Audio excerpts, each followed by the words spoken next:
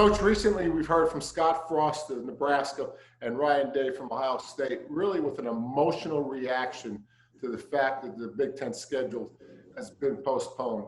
Even they're talking about playing games outside the Big Ten schedule, or they were. What's your reaction to their reaction? Well, I applaud them.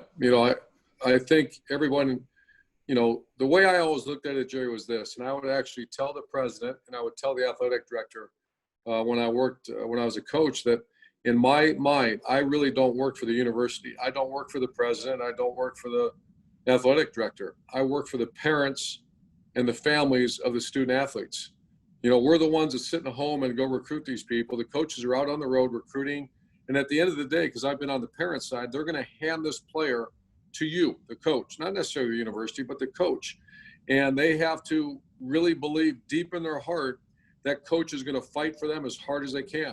Does that mean try everything possible to let people do what they dreamed of doing and they work so hard to do? Absolutely it does. I'm not saying that it'll get done, but you have to be the player advocate in this. And they are. I listened to every word they said. When someone criticizes, someone, a coach, for fighting hard for the players, that's obviously you never coached, because that's your job. Fight for the players. At the end of the day, uncover every possible opportunity and avenue for those young, and I'm not just talking about football, every sport.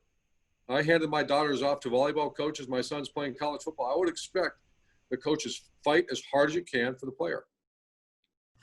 Do you think in general terms, coaches have enough to say about some of the big decisions that go on in college athletics? I think a lot of it has to depend which university. For example, Gene Smith, one of Gene Smith's greatest qualities, he was actually a student athlete. He played at Notre Dame. He practiced, he understood, and he's as good as I've ever been around as far as whenever anything was ever asked for the health and well-being of a student athlete, he acknowledged and he says, you know what, you're right, we need that. I think at Ohio State was the first one with a full-time sports nutritionist just for football, a full-time PT just for football, a sports psychologist when all the mental health concerns started coming. We were way ahead.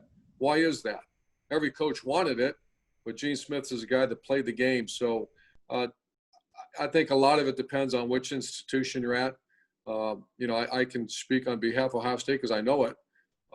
Ryan Day has a very strong voice. At the end of the day, though, there's a hierarchy, and it's the president, the AD, and then the coach. And I'm sure every you have to acknowledge that hierarchy, and that's the right way to go about business. You mentioned Gene Smith was a student athlete at Notre Dame. He actually was a linebacker, and in the spring, when I was trying to block him, it never went well for me. Really? He was that good? He was a good player, huh? I never told me. Absolutely. No doubt.